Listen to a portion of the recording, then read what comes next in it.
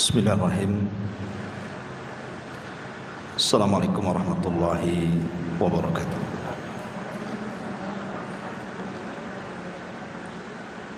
Alhamdulillah wassalatu wassalamu ala Rasulillah wa ala alihi wa sahbihi wa mawalah wa la hawla wa la quwata illa billahi wa ba'du.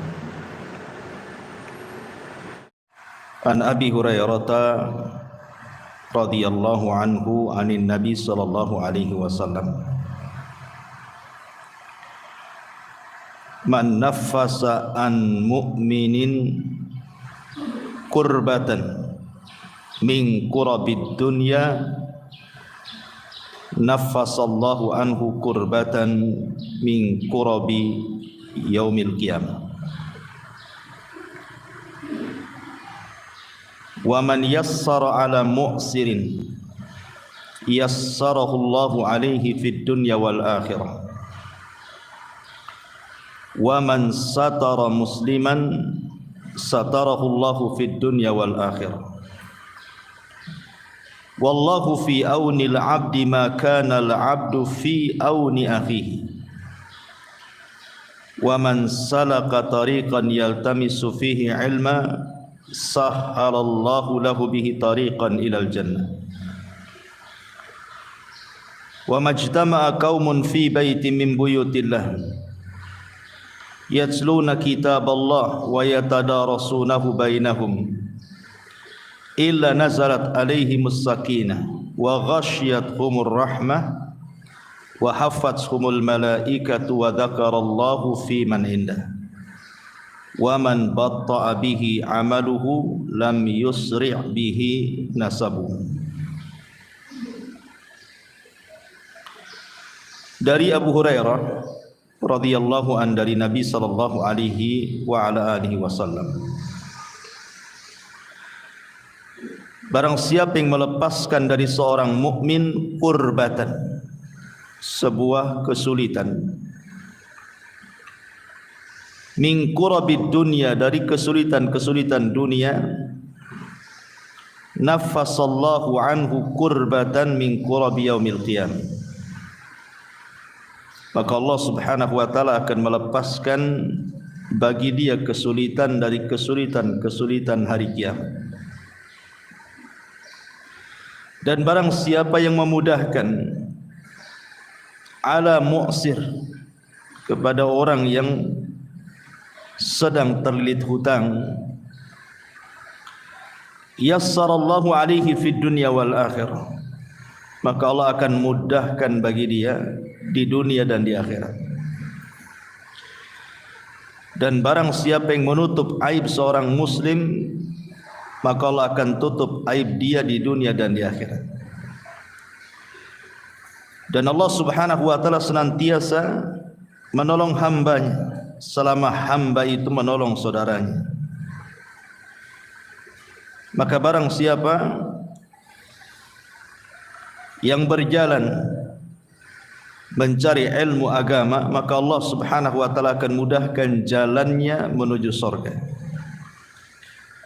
Dan tidaklah sebuah kaum berkumpul di salah satu rumah daripada rumah-rumah Allah, mereka membaca kitab Allah dan mempelajarinya, kecuali akan turun kepada mereka ketenangan dan akan diliputkan kepada mereka rahmat, dan akan diturunkan kepada mereka para malaikat, dan Allah sebut mereka di sisi makhluk yang ada di atas sana. Maka barang siapa yang lambat amalannya, tidak bisa dikejar dengan nasabnya. Baik.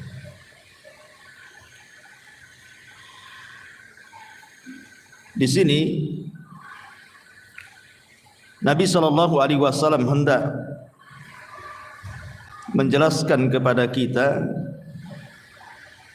tentang amalan-amalan yang istimewa. Karena amalan itu ada dua macam. Ada amalan-amalan yang bermanfaat untuk diri sendiri. Ada amalan-amalan yang bermanfaat untuk orang lain.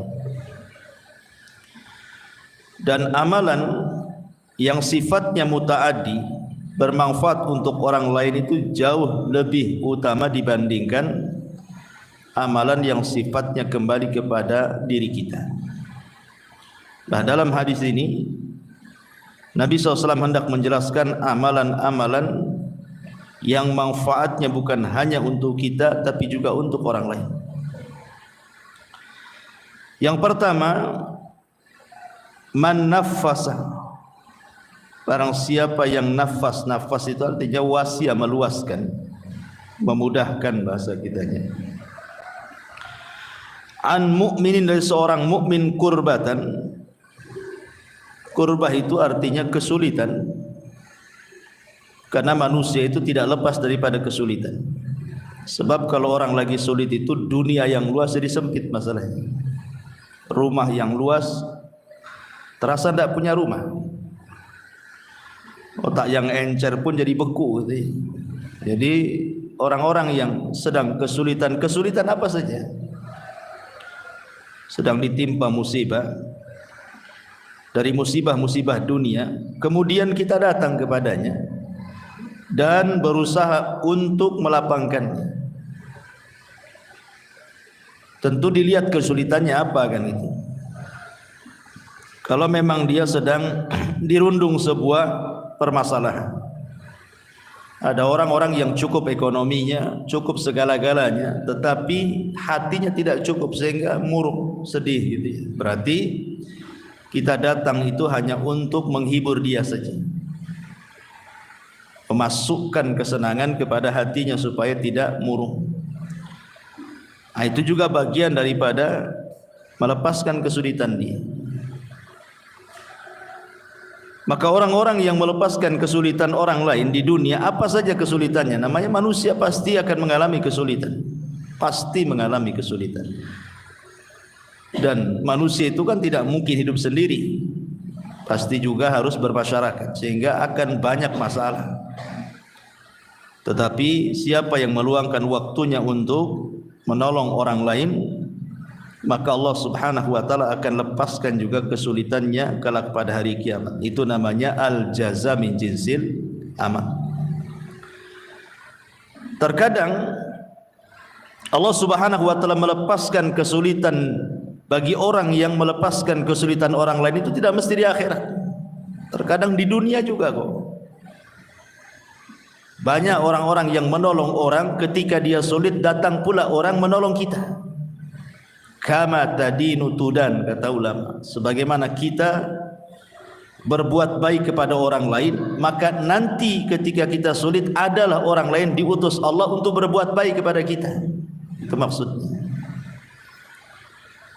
Dan ini kebalikan juga sama, orang yang berbuat jahat kepada orang dikirim juga kejahatan kepada kita.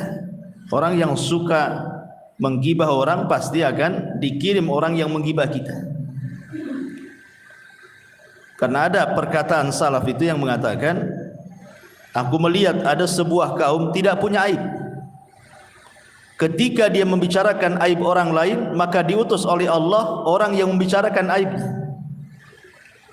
Tapi ada sebuah kaum itu banyak aibnya, tetapi dia berusaha menutupi aib orang lain, maka aibnya dilupakan manusia. Dari sini juga ada hukum karma istilahnya ya. Maka kalau kita berbuat baik kepada orang lain, pasti akan dikirim orang-orang baik berbuat baik kepada kita. Itu di dunia, apalagi di akhirat. Kemudian di sini yang kedua, wa man yassara an ala mu'sirin yassarallahu alaihi fid dunya wal akhirah. Siapa yang memudahkan mu'sir, orang yang terlilit hutang, dan memudahkan orang mu'sir itu ada tiga macam. Pertama, memberikan tangguhan. Memberikan tangguhan, umpamanya dia hutang, sudah disepakati bahwa kamu harus bayar 1 minggu atau 1 bulan atau 2 bulan atau 3 bulan. Ketika sudah sampai waktunya tidak bisa bayar, bukan karena memang dia itu sengaja tidak bayar, tidak, kita tahu dia memang dia sulit ekonominya gitu ya. Lain dengan orang yang mampu tak mau bayar itu ya. Memang kita melihat orang ini tidak mampu, maka kita menangguhkan. Ya sudahlah, mungkin kalau memang ada maka bayar, entah 2 bulan lagi ke depan atau 3 bulan lagi ke depan. Maka ini meringankan dengan cara mengulur-ngulur waktu bayar. Ini makna yang pertama. Atau yang kedua, memotong hutang. Pamannya dia hutang 100 juta. Ya sudahlah, yang 50 saya sedekah untuk anti, yang 50-nya saja bayar. Kira-kira kapan? Jadi dikurangi. Ya. Atau yang paling afdal, yang paling utama, dibebaskan. Karena kita melihat dia miskin, susah, ya sudahlah, saya sedekahkan semuanya. Ini yang paling afdal. Maka orang-orang yang mampu melakukan 3 perkara ini, Nabi SAW katakan, waman yassara an mu'sirin, siapa yang memudahkan orang-orang yang telit hutang seperti ini dengan 3 cara tadi, memberikan tangguhan atau mengurangi hutang atau membebaskan sekalian gitu ya, maka balasannya yassarallahu alaihi fid dunya wal akhirah, maka Allah akan mudahkan hidupnya itu di dunia dan di akhirat. Jadi di dunia sudah Allah mudahkan, di akhirat Allah mudahkan. Ya tentu kalimat kemudahan di dalam hadis ini, kata Imam Ibn Utsaimin rahimahullahu taala, boleh jadi maksudnya taisirul mal, dimudahkan ekonominya, karena dia sudah memudahkan orang-orang yang telit hutang. Entah bagaimana caranya, tiba-tiba mudah saja ekonomi. Suaminya kerja enak, tidak ada masalah gitu. Ada saja mungkin proyek di luar, tawaran-tawaran, pokoknya Allah mudahkan. Bisa saja itulah sebagai balasannya dari Allah. Atau taisirul a'mal, atau dimudahkan beramal, dimudahkan untuk beribadah, dihusyukan ibadahnya. Atau taisirut ta'lim, dimudahkan untuk belajar. Wa ghairi dzalik, wa ghairu dzalik ayyu nau'in min anwa'i taisir, kata Syekh Utsaimin, atau kemudahan-kemudahan yang lainnya. Bukan hanya kemudahan itu saja, kemudahan yang lainnya. Ini yang kedua, barang siapa yang memberikan kemudahan bagi seorang mukmin. Kita jelaskan secara global dulu ya, baru kita rinci. Kemudian yang ketiga, wa man satara musliman satarahu Allahu fid dunya wal akhirah. Siapa yang menutup aibnya seorang muslim di dunia, maka Allah Subhanahu wa taala akan tutup aibnya di dunia dan akhirat. Menutup aib itu ada 3 jenis. Pertama, ada orang ini secara zahir ya, maksudnya nampaknya orang baik. Jadi ibu nampak orang yang, ya ibu tahu dia punya aib. Siapa sih manusia yang tidak punya aib? Pasti punya aib. Tapi ada orang itu secara zahir memang orangnya baik, taat gitu ya. Ibadahnya, penampilannya nampak. Maka kalau orang seperti ini, ibu wajib tutup aibnya. Ibu wajib tutup aibnya. Kalau nampak dia orang baik, dari segi penampilannya, dari segi ibadahnya, zahirnya ya, maka tidak boleh dibuka aibnya, bahaya. Membuka aib orang baik itu bahaya. Yang kedua, ada orang jahat, sejahat-jahatnya orang, menyakiti orang, membahayakan orang dengan kejahatannya. Mungkin dia preman atau apa gitu ya. Maka kata para ulama, boleh kita bongkar aibnya hanya untuk mencegah kejahatannya saja, hanya untuk tarbiyah supaya dia sadar. Ini yang kedua. Yang ketiga, zahirnya tidak tampak. Saya tidak tahu dia orang baik ke orang enggak baik, saya tidak tahu. Karena dikatakan orang baik tak nampak zahirnya, dinampakkan orang jahat pun saya belum pernah melihat kejahatannya. Ragu-ragu antara orang baik orang jahat. Maka hukum yang ketiga tetap asal adalah hukum menutup aibnya. Hukum asal menutup aibnya. Ini tiga orang yang harus dipahami tentang masalah satru al-aurah di sini. Man satara musliman, barang siapa yang menutup aibnya seorang muslim, artinya menyembunyikan, menutup, tidak menyebarkan, cukup kita yang tahu saja, maka Allah Subhanahu wa taala akan tutup aib kita di dunia dan di akhirat. Ini yang ketiga. Kemudian Allah Subhanahu wa taala, Rasul SAW menyebutkan yang keempat, wallahu fi aunil abdi ma kana al-abdu fi auni akhihi. Dan Allah akan senantiasa menolong hambanya selama hambanya mau menolong saudaranya. Mau menolong saudaranya. Menolong apa saja, ya. Apa yang bisa kita tolong, nah kita tolong saudara kita. Pamannya ada tetangga butuh kita, dia sedang sakit, kita punya kendaraan, daripada dia sewa, udahlah kita antar saja. Dan macam-macamnya. Kemudian kata Nabi SAW, wa man salaka tariqan yaltamisu fihi ilmah sahalallahu lahu bihi tariqan ilal jannah.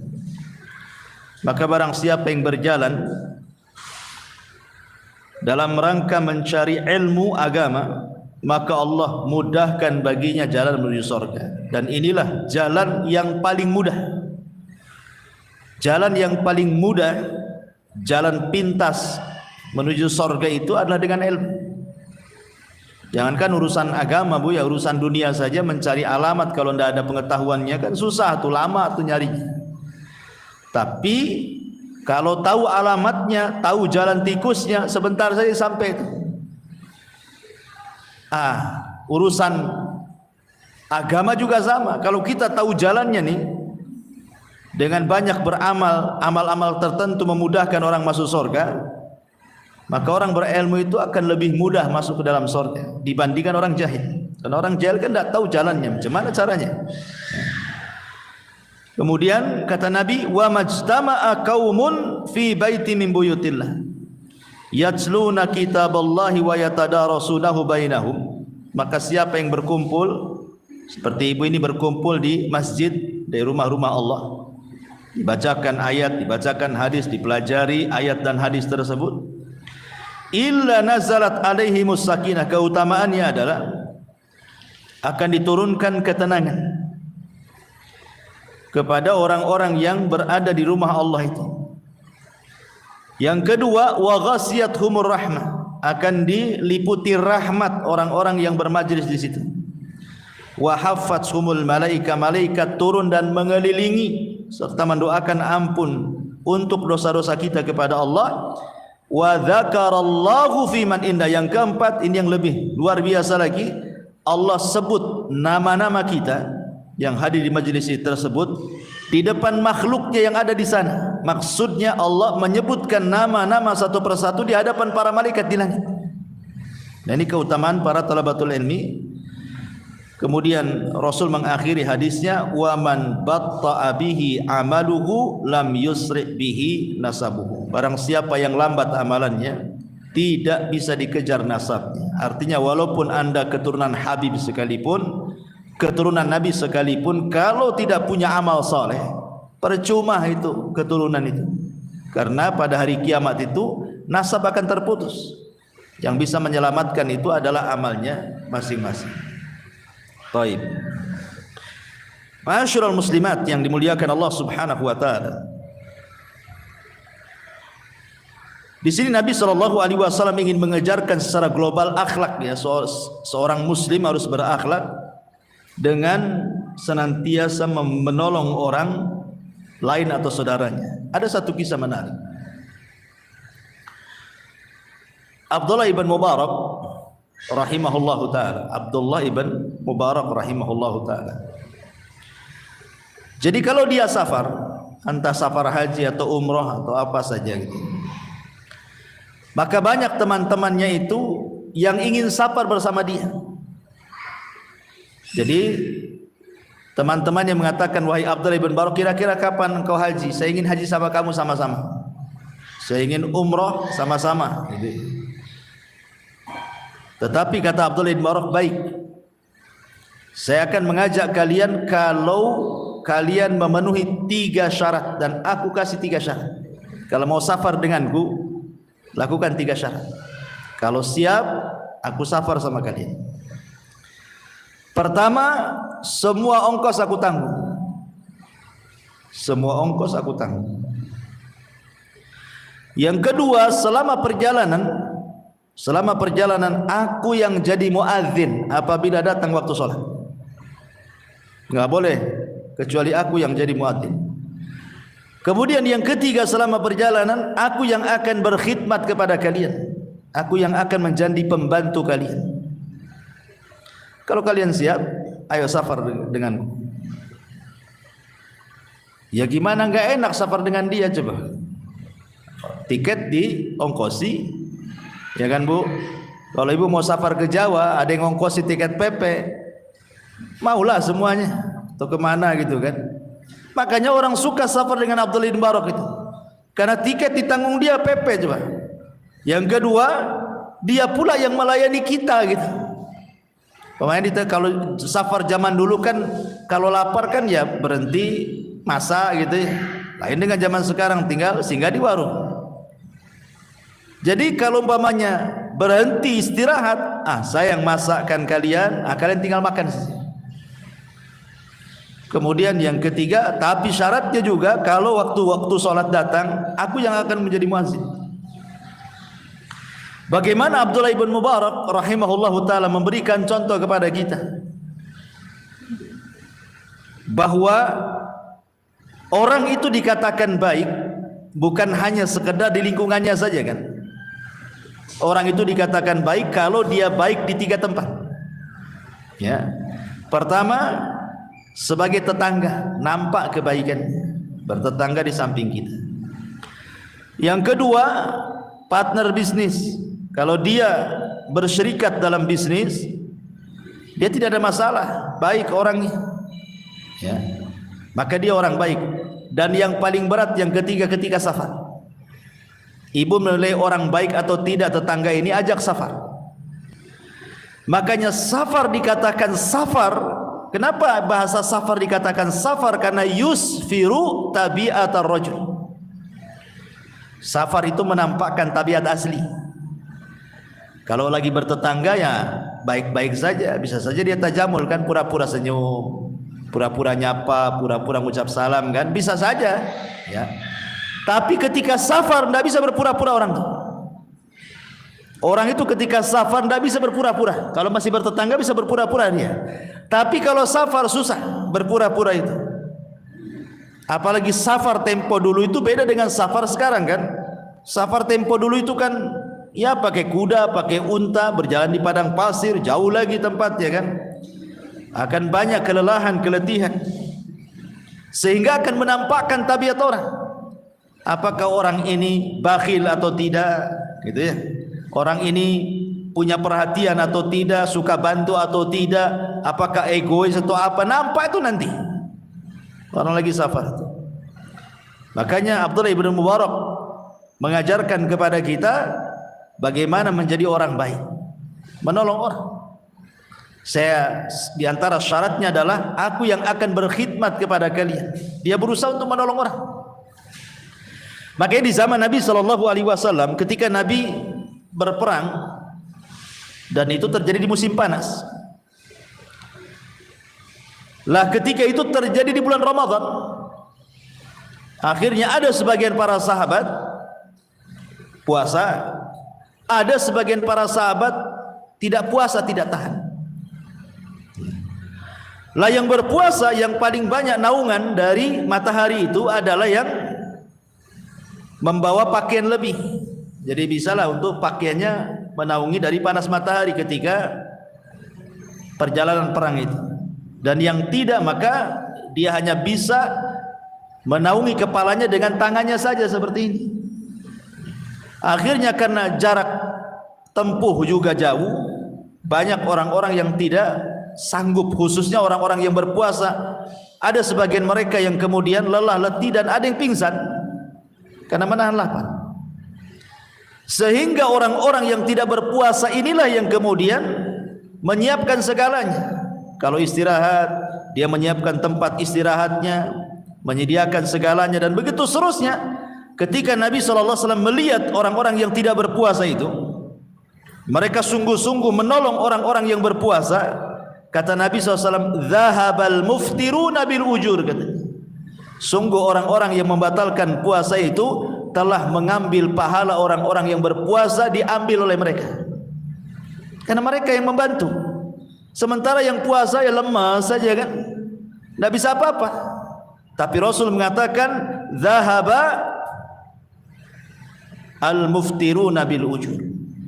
Orang-orang yang tidak puasa telah mengambil pahala-pahala orang yang berpuasa. Karena dalam hukum fikih juga bahwa orang yang safar itu ada rukhsah untuk berbuka kan. Kalau dia tidak sanggup, lebih baik berbuka. Bahkan Rasul dengan tegas mengatakan, "Laisa minal birri asyamu fis safar." Tidak ada kebaikan orang yang safar berpuasa. Maksudnya orang-orang yang tidak tahan, tidak sanggup berpuasa, nekat pula dia berpuasa gitu ya. Tidak ada kebaikan dia memaksa puasa ketika safar. Kecuali kalau safarnya tidak jauh, apalagi zaman sekarang dimudahkan dengan pesawat gitu ya. Ya sama saja sebenarnya sih. Saya berjalan naik motor ke sini ke Tiban sama juga naik pesawat ke Jakarta kan, naik pesawat saja. Malah hausan naik motor dari sini ke Tiban atau ke Batam Center daripada naik pesawat gitu ya kan. Ya kalau yang demikian, yang seperti ini ya lebih puasa kan, supaya abro lidhimah, supaya jangan punya utang. Sebab berat kalau orang punya utang itu bayarnya. Bayar puasa saja susah, apalagi bayar uang, makin berat lah kan gitu ya. Jadi di sini juga Nabi SAW memberikan semangat kepada para sahabat yang berbuka, menolong orang-orang yang berpuasa. Sampai Rasul mengatakan orang-orang yang berbuka itu telah mengambil pahala orang yang berpuasa. Jadi menolong orang lain itu besar pahalanya. Baik, ma'asyiral muslimat yang dimuliakan Allah Azza wa Jalla. Lah dalam hadis ini juga banyak yang kita akan petik. Salah satunya adalah Nabi SAW memberikan kepada kita pahala bagi orang-orang yang melepaskan hutang seorang muslim. Ada 3 pahala yang akan diberikan oleh Allah Subhanahu wa taala bagi orang-orang yang tidak mempersulit orang yang terlilit hutang. Yang pertama, dia akan mendapatkan naungan di hari yang tidak ada naungan kecuali naungan Allah Azza wa Jalla. Dan itu berdasarkan hadis riwayat Muslim. Nabi mengatakan, "Man anzara mu'siran," barang siapa yang memberikan tempo bagi orang-orang yang terlilit hutang, ataupun wada'a anhu, ataupun bukan hanya memberikan tempo, melepaskan. Tadi saya katakan melepaskan mungkin separuhnya atau secara keseluruhan. Maka Rasul mengatakan, "Adhallahu Allahu fi dhillihi." Maka orang ini akan mendapatkan naungan di bawah naungan Allah Subhanahu wa taala pada hari kiamat. Ini yang pertama. Yang kedua, dia akan dilepaskan dari kesulitan-kesulitan hari kiamat. Kesulitan hari kiamat itu banyak. Bukan hanya matahari di atas kepala saja kan, berdiri, keringatan gitu. Bukan hanya panas gitu, keringatan, berdesak-desakan dan macam-macam. Was-was ya. Maka orang-orang yang seperti ini berdasarkan hadis juga yang kita baca tadi, maka Allah Subhanahu wa taala an yunjiyahullahu min qurabi yaumal qiyamah, maka dia akan diselamatkan dari kesulitan-kesulitan pada hari kiamat. Kemudian yang ketiga, Allah Subhanahu wa taala terkadang akan melepaskan dosa-dosanya sebagaimana dia melepaskan hutang orang. Jadi pada hari kiamat ada orang yang dipanggil oleh Allah Subhanahu wa taala. Orang ini dipanggil oleh Allah. Kemudian ditanya, "Halaka hasanah?" Atau "A'amilta minal khairi syai'an?" Apakah kamu punya amalan kebaikan walaupun kecil, walaupun sedikit? Orang ini mengatakan, "Aku tidak ingat." Aku tidak ingat, maksudnya karena dia tidak banyak beramal. Tidak bisa menyebutkan. Kalau dia banyak amalannya kan tinggal disebutkan saja. Tapi karena dia tidak banyak amalannya, dia mengatakan aku tidak ingat, kecuali katanya aku pernah menghutangi seseorang, kemudian dia tidak sanggup bayar, maka aku ikhlaskan semuanya. Ya, aku lepaskan semuanya. Hanya itu yang aku ingat ya Allah. Maka Allah Subhanahu wa taala mengatakan, sebagaimana engkau telah melepaskan orang-orang yang terlilit hutang dari dirimu, maka Allah lebih berhak melepaskan dirimu dari api neraka, masuk ke dalam surga. Ya. Bagaimana orang-orang yang seperti ini ya? Kalau ikhlas maksudnya kan, karena urusan harta ini kan memang sulit kan, apalagi tabiat manusia itu wa yuhibbunal mala hubban jam. Jangankan bicara jutaan, ratusan ribu saja kadang-kadang dikejar-kejar tuh orang yang punya. Kapan bayar? Kapan bayar katanya. Ya. Iyalah Ustaz, kita pun makan susah gitu ya. Dia dulu minta-minta, kasihanlah dia, akhirnya kita kasih. Sekarang saya yang minta, dia tak kasihan pula sama saya katanya. Ya sebenarnya hak kita menuntut hutang gak ada masalah kan itu. Hak kita tidak apa-apa. Tapi kalau seandainya kita ingin mendapatkan pahala, mendapatkan naungan, ya seperti ini caranya kan itu. Karena paling cepat mendapatkan pahala dengan cara memberikan tangguhan atau memangkasnya atau mengikhlaskan semuanya. Taib. Ini juga diantara faedah dari hadis ini juga. Kemudian juga faedah dari hadis ini juga adalah ketika Nabi SAW bicara tentang berusaha untuk menolong saudaranya, atau dalam bahasa lain disebut qadha hawaijin nas, melepaskan kesulitan-kesulitan manusia. Thabit Al-Bunani atau dalam riwayat Al-A'mash rahimahullahu taala, jadi ada seseorang ini ingin menemui orang tertentu di zaman Hasan Al-Basri rahimahullahu taala. Di zaman Hasan Al-Basri rahimahullahu taala, jadi dia datang kepada Hasan Al-Basri, "Ya Imam, berikan kepadaku kawan agar aku bisa menemui seseorang." Mungkin seseorang ini entah pejabat, entah apa gitu kan, kita sulit kalau orang biasa menemui pejabat. Harus ada orang dekat dia ya kan, atau orang yang berpengaruh lah, supaya kita bisa menemuinya. Sementara bukan hanya sekedar butuh teman yang berpengaruh kepada orang tersebut, perjalanan pula jauh. Jadi dia meminta tolong kepada Hasan Al-Basri, "Berikan teman untukku. Aku ingin ketemu dengan seseorang, tapi tidak mungkin aku ketemu dengan dia kecuali engkau yang kasih rekomendasi." Akhirnya kemudian Hasan Al-Basri mengatakan, "Kalau begitu datanglah kepada A'mash." Lah A'mash ini seorang ulama besar. Sementara ketika itu dia sedang i'tikaf. Kata Hasan Al-Basri, "Kasih tahu aku yang nyuruh. Minta dia mengawani engkau datang kepada orang tersebut. Karena A'mash ini juga disegani oleh orang itu." Kemudian orang ini datang kepada A'mash dan mengatakan, "Ya A'mash," kata Hasan Al-Basri, "engkau disuruh menemani aku menjumpai fulan, dan itu jaraknya cukup jauh." Kata A'mash mengatakan, "Tidak bisa, aku sedang i'tikaf."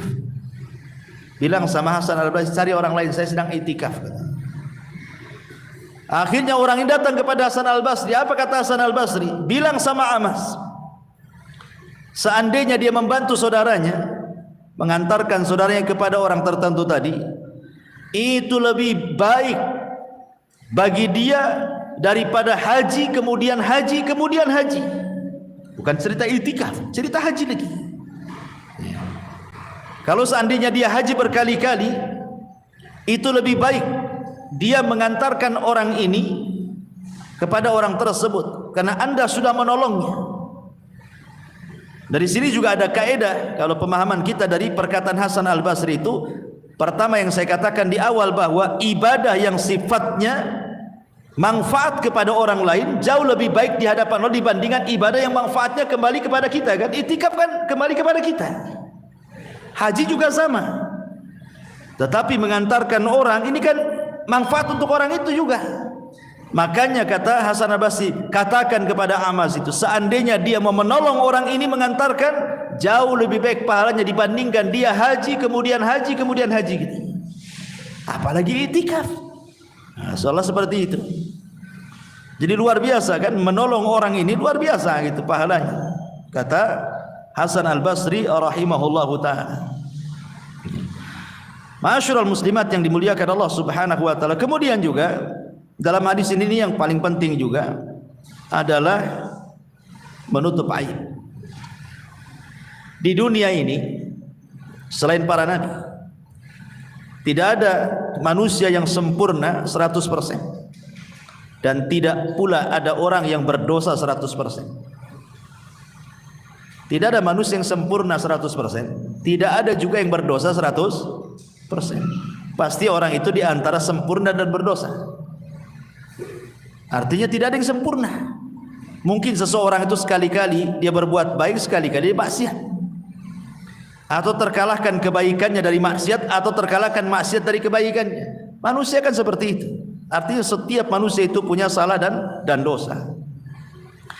Karena kita tahu bahwa manusia itu ada salahnya, terkadang satu sisi ada salahnya, terkadang satu sisi juga ada dosanya, maka kita tidak bisa mencela orang. Ketika kita kemudian membongkar aib orang lain, apakah kemudian para pembongkar aib itu pada badannya tidak ada aib? Pasti ada aib, tidak mungkin tidak ada aib. Namanya tidak ada manusia yang sempurna, kan? Pasti kita juga punya aib. Sebagaimana orang itu punya aib, kita juga sama. Makanya kenapa dalam sebuah hadis Nabi SAW mengatakan,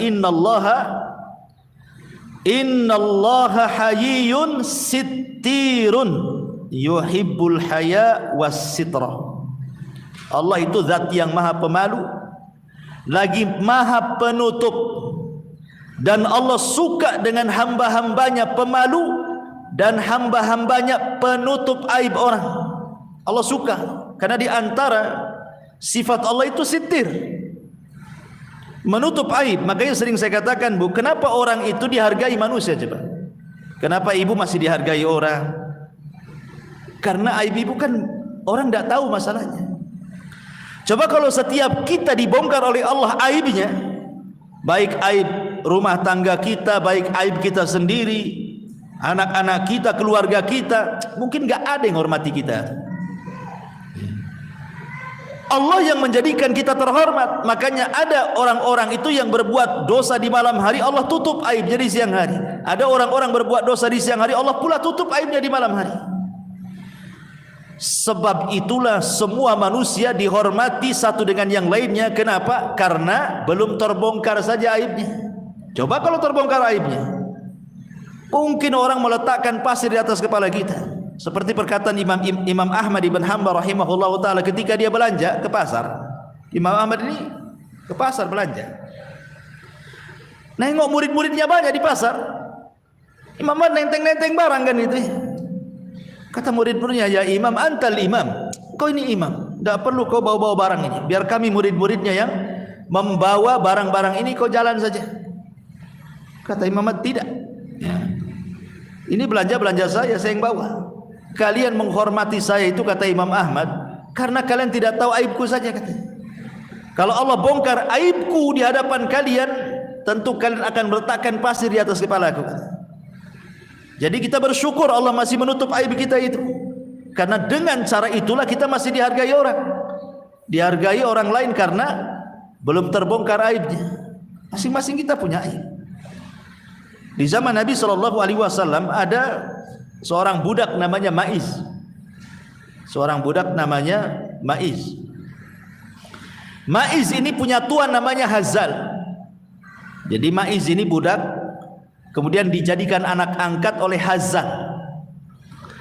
Tiba-tiba Ma'iz ini berzina dengan sesama budak.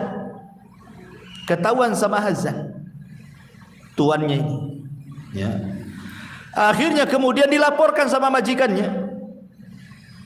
Padahal Ma'iz ini sudah tobat, ketahuan tuannya sekaligus bapak angkatnya, dia bertobat, tidak akan mengulangi lagi, berjanji. Maka Hazal memaksa dia untuk dilakukan had, dilakukan hukuman rajam karena Ma'iz sudah menikah, dia berzina, hukum rajam dalam Islam kan itu.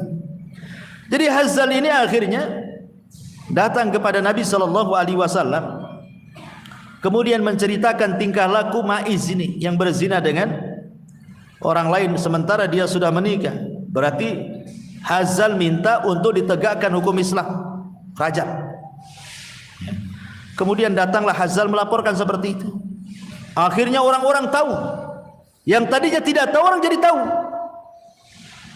Maka karena urusannya sudah sampai kepada Rasulullah, sudah sampai kepada Rasulullah, akhirnya kemudian Ma'iz pun datang dan mengatakan, ya Rasulullah, zanaitu fatahhirni. Rasul, aku sudah berzina, bersihkan aku. Rasul, aku sudah berzina, bersihkan aku. Karena akhirnya kemudian Ma'iz meminta juga supaya ditegakkan rajam karena laporan bapaknya. Akhirnya dia ngaku lah kan gitu. Terpaksalah akhirnya ditegakkan hukum, dirajamlah Ma'iz. Sampai ketika dirajam itu ada sahabat yang mencela Ma'iz itu. Maka Rasul mengatakan, jangan kau cela Ma'iz. Kemudian setelah perajaman itu Rasul memanggil siapa? Hazal, bapak angkatnya. Dan Nabi SAW mengatakan, ya Hazal, lau satartahu biridaika kana khairan. Hazal, kenapa kau datang kepadaku menceritakan tentang perzinahan Ma'iz? Kalau engkau tutup aibnya, kau jangan cerita. Kamu panggil saja Ma'iz, nasihati dia supaya tobat. Tidak perlu harus datang kepadaku sehingga harus tegakkan hukum had, gitu maksudnya. Biar dia bisa bertobat. Jadi Rasul menyayangkan kepada Ma'iz kan. Kenapa? Kalimat itu menunjukkan apa? Rasul meminta kalau orang lain melakukan perbuatan dosa, kalau bisa kita tutup aibnya. Ya. Makanya Rasul mengatakan, ya Hazal, lau satartahu biridaika kana khairan. Hazal, kalau engkau tutup dengan kainmu itu, maksudnya jangan kau ceritakan. Cukup engkau dengan Ma'iz yang tahu, kau nasihati dia supaya tobat, selesai. Enggak harus dia dirajam gitu maksudnya. Itu lebih baik kata Rasulullah. Dibayangkan. Ya, lihat. Dari sini menunjukkan bahwa sekalipun ibu melihat dengan mata kepala ibu ini, umpamanya tetangga melakukan maksiat, tahulah dengan matanya, itu saja kita harus menutupi aibnya. Seandainya kita melihat, apalagi tidak melihat, kemudian dengar si fulan melakukan begini begitu, tiba-tiba ibu bercerita, ibu namanya tajasus namanya, tidak boleh, haram. Melihat saja kita harus tutup aibnya, apalagi mencari-cari aib orang. Ya, ngintip-ngintip di jendela, ngapain orang itu? Jangan-jangan itu ngapain ngintip-ngintip kesalahan orang? Ya, itu tajasus, itu naik lagi dosanya. Ya. Jadi dari sini juga Nabi mengajarkan kepada kita untuk berusaha menutup aib orang lain. Makanya Abu Bakar Siddiq radhiyallahu anhu, dia mengomentari tentang kisah ini, laulam ajid lis-sariqi waz-zani wasyaribil khamri illa thawbi la ahbabtu an asturahu alaihi. Kata Abu Bakar Siddiq radhiyallahu anhu, kalaulah aku tidak mendapatkan bagi pencuri, bagi pezina, bagi peminum khamar kecuali pakaianku ini yang bisa menutup aibnya, akan kulakukan. Sampai seperti itu Abu Bakar Siddiq radhiyallahu anhu. Makanya Isa bin Maryam ketika ada orang melihat mencuri, jelas-jelas loh di mata dia ada orang pencuri, nampaklah dia mengambil barang itu, dikejar sama Isa.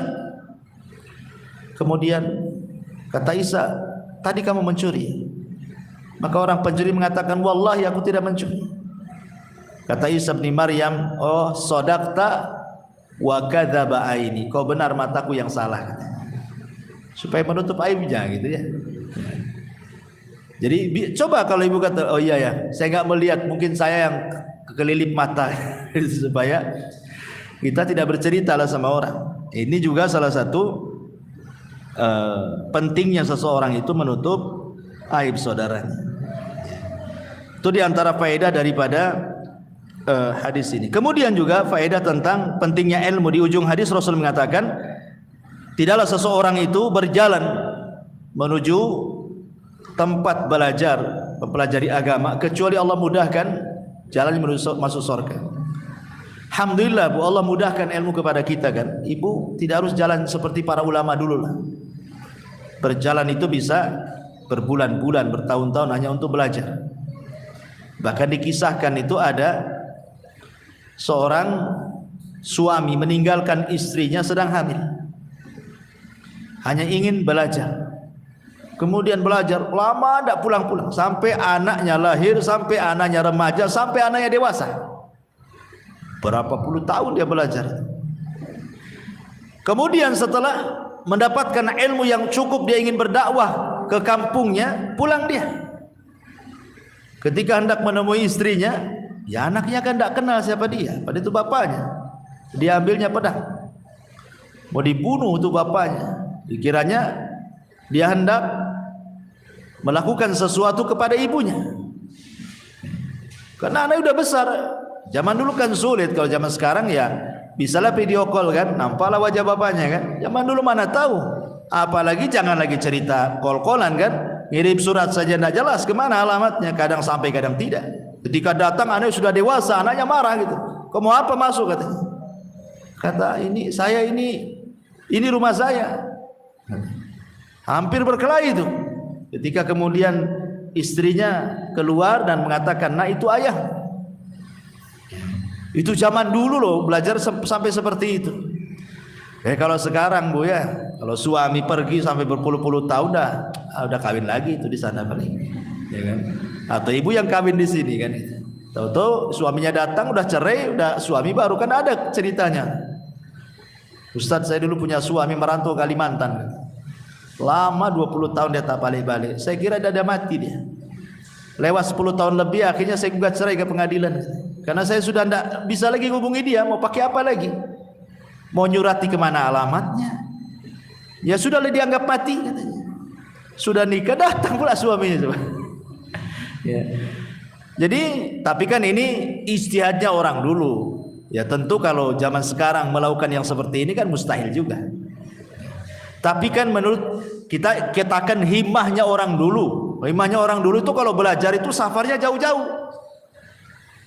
Bahkan bukan hanya ibarat kita lah, umpamanya saya belajar ke Yaman itu, duduk dapatlah istifadah dari masa itu berbagai bidang ilmu. Zaman dulu itu kadang-kadang ilmunya itu bukan sebanyak yang kita bayangkan. Kadang-kadang hanya memastikan sebuah hadis saja itu mereka harus berjalan tuh. Seperti yang dilakukan siapa? Abi Ayyub Al-Ansari. Abi Ayyub Al-Ansari. Abi Ayyub Al-Ansari ini mendengar sebuah hadis. Hadis yang kita baca, man satara musliman satarahullahu yaumal qiyamah. Siapa yang menutupi aib seorang muslim di dunia, maka Allah akan tutup aib jadi akhirat. Masalahnya Abi Ayyub Al-Ansari ini dia tidak mendengar langsung dari Nabi, tapi dia mendengar dari orang yang mendengar dari Nabi. Lah orang yang mendengar dari Nabi itu tinggalnya di Mesir, dia di Madinah. Namanya Uqbah ibn Amir. Terpaksa Abi Ayyub ini menyiapkan perbekalannya, untanya dan banyak perbekalannya, berjalan dia dari Madinah ke Mesir. Hanya untuk memastikan betul enggak kau mendengar ini dari Nabi, hanya itu saja. Setelah ke Mesir berjumpa dengan Uqbah ibn Amir, wahai Uqbah, betul kau mendengar hadis man satara musliman satarallahu yaumal qiyamah dari Nabi? Kata Uqbah, ya aku mendengarnya. Dah pulang lagi. Perjalanan dari Madinah ke Mesir ini bukan tidak berongkos kan, itu di zaman itu harus beli untanya, perbekalannya. Kan jauh itu perjalanan, bisa berbulan-bulan sampai di Mesir kan. Habis berapa duit itu? Tetapi demi memastikan itu saja, para sahabat itu menunjukkan apa? Mulianya sebuah ilmu. Dan ini juga sama dengan yang dilakukan Jabir bin Abdullah radhiyallahu an ketika dia mendengar hadis Nabi sallallahu alaihi wasallam, yuhsyarun nas yaumal qiyamah khufatan uratan ghurlan. Nanti pada hari kiamat manusia dikumpulkan telanjang, tidak pakai sandal, kembali tidak dikhitan. Jabir ini tidak mendengar langsung dari Nabi, tapi dari orang yang mendengar langsung dari Nabi. Orangnya ada di Syam, namanya Abdullah ibn Unais radhiyallahu anhu. Ketika dia mendengar Abdullah ibn Unais masih hidup di Syam, dia persiapkan unta terbaiknya, perbekalannya, berjalanlah dia dari Madinah ke Syam, hanya ingin berjumpa dengan Abdullah ibn Unais. Sudah berjumpa dengan Abdullah ibn Unais, hanya mengatakan, wahai Abdullah ibn Unais, betul engkau mendengar dari Nabi bahwa nanti pada hari kiamat manusia akan dikumpulkan telanjang, tidak dikhitan, kemudian tidak beralaskan sandal? Kata Abdullah bin Unais, iya katanya. Ya sudah, balik lagi. Hanya itu saja coba orang dulu kan. Tapi lihat, himmahnya menuntut ilmu itu luar biasa. Karena bagi mereka sanad ulu itu lebih baik daripada sanad nazil. Artinya yang dekat dengan Nabi itu lebih baik dibandingkan yang jauh dari Nabi. Ketika dia mendengar hadis itu kan, Jabir itu dari orang ketiga masalahnya di kota Madinah. Sementara Abdullah ibn Unais itu orang kedua setelah Nabi kan. Jadi semakin dekat dengan Nabi itu disebut sanad ulu, itu lebih afdal bagi orang-orang dulu dibandingkan jauh dari Nabi. Ibaratnya ibu langsung belajar ke saya lebih baik dibandingkan belajar ke murid saya gitu maksudnya. Itu namanya sanad ulu. Ya. Tapi ini menunjukkan apa? Himmahnya menuntut ilmu zaman dulu kan seperti itu. Makanya mereka tahu hadis Nabi sallallahu alaihi wasallam, man salaka tariqan yaltamisu fihi ilman sahhalallahu bihi tariqan ilal jannah. Wa majtama'a qaumun fi baitin min buyutillah yatluna kitaballah wa yatadarasunahu bainahum illa nazalat alaihimus sakinah wa ghasyiyatuhumur rahmah wa hafathumul malaika wa dzakarallahu fi man indah. Kemudian Nabi setelah menjelaskan keutamaan berjalan, ibu dari rumah ke masjid ini, itu keutamaan berjalannya namanya ya. Nah sekarang keutamaan di majelisnya. Nah, jadi Rasul lengkap. Yang tadi keutamaan ibu jalan dari rumah ke Nurul Hidayah ini. Kalau orang berjalan dari rumah ke tempat majelis ilmu, berarti Allah sedang memudahkan jalan ibu ke surga gitu maksudnya. Nah sekarang keutamaan kalau sudah sampai di majlis, kemudian ibu berkumpul, didengarkan ayat-ayat Al-Quran, hadis-hadis Nabi, dijabarkannya, dijelaskannya, maka Rasul mengatakan akan diberikan 4 keistimewaan. Pertama, Allah turunkan ketenangan. Sakinah itu artinya ketenangan, karena majlis itu sama dengan sedang berzikir. Dan Allah mengatakan, ala bi dzikrillahi tatmainnul qulub. Ingat, dengan berzikir kepada Allah hati tenang. Ibu kalau sering bermajlis kan otomatis pengetahuan makin banyak. Yang tadinya tidak tahu ini halal, jadi tahu ini halal. Yang tadinya tidak tahu itu haram, jadi tahu itu haram. Yang tadinya tidak tahu ini syirik, jadi tahu itu syirik. Ini tauhid, jadi tahu ini tauhid. Ini sunnah, ini yang menentang sunnah. Akhirnya kan jadi tahu bu. Sehingga ibu ini tenang hidupnya. Ah ini nggak boleh ini haram, nggak boleh. Tenang. Ah ini boleh, ini dimakan, halal. Tenang, tenang jadinya kan bu. Tapi orang jahil bingung nih, ini halal ke haram? Gimana saya? Takut syubhat. Akhirnya bingung sendiri dia. Terpaksalah tanya-tanya orang akhirnya kan. Tapi kalau orang sudah sering hadir di majelis taklim, lama-lama bu, Allah berikan kecerdasan, karena orang yang melangkahkan kaki dari rumah ke sini itu hakikatnya ibu mencari kebaikan kan. Dan Rasul mengatakan, man yuridillahu khairan yufaqihu fiddin.